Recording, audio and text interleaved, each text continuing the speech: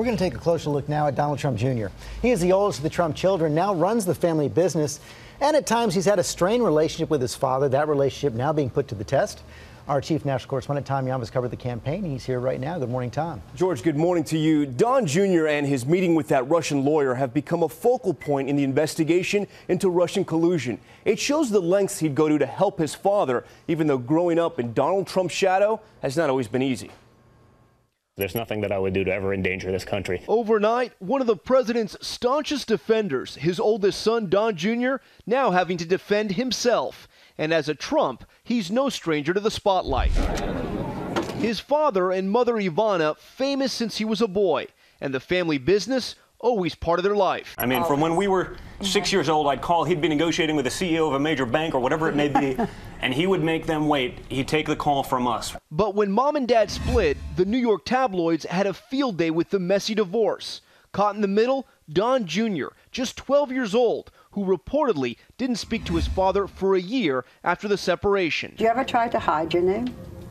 I'd be lying if I said I didn't, especially when I was younger. There were times where it was just, you didn't want to have to deal with everyone making those assumptions, however ignorant they may be, that I'd always say, introduce myself as just Don or something like that, avoid the last name at all costs. But he followed in his father's footsteps and went to the Wharton School of Business, once telling Howard Stern he and his sister Ivanka got in on their own merit. We grew up with people whose parents did donate the wings to Wharton, and they didn't get in. So it's not, he couldn't buy our way in even if he wanted to, really.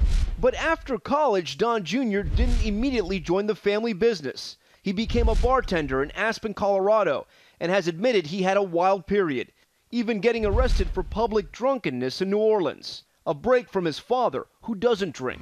But Don Jr. would come around, joining the family business, and appearing with his father on the hit show The Apprentice. Before The Apprentice and the "you're fired" thing ever was a thing, he used to say that, which was, if you don't do a good job, I'll fire you like a dog. And he meant it. The president also introduced Don Jr. to his wife, Vanessa Hayden Trump, a former model. The couple has 5 children.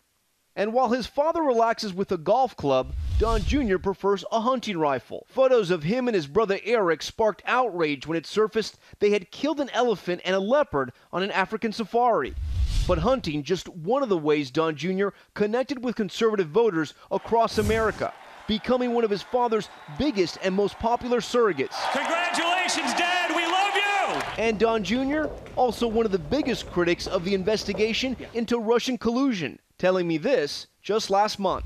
And there's no evidence pointing to it. So, to me, it's without a question, reads and smells like a witch hunt, because I have no other proof or evidence to show otherwise.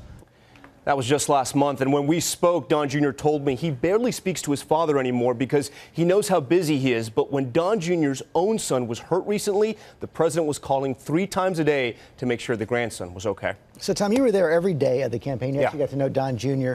pretty well. When you've seen these revelations about the emails, about the meetings, how does that fit in with the campaign you were covering? It doesn't completely surprise me for 3 reasons. One, Don Jr. was a political neophyte. He was new to this, and that's not an excuse, but he was new to this game. 2, at the time, the conventional wisdom was that Hillary Clinton was going to win this election. And 3, his father set a culture in that campaign that you can do anything to win. We have to win. You have to remember what happened during this time. The father welcomed the hacking of the emails into Hillary Clinton. He also would do anything. He accused Ted Cruz's father of linking him to the JFK assassination, and he brought the Clinton accusers to the debates. This is somebody who would do anything to win, so I'm not surprised by it. Okay, Tom Yamas, thanks very much.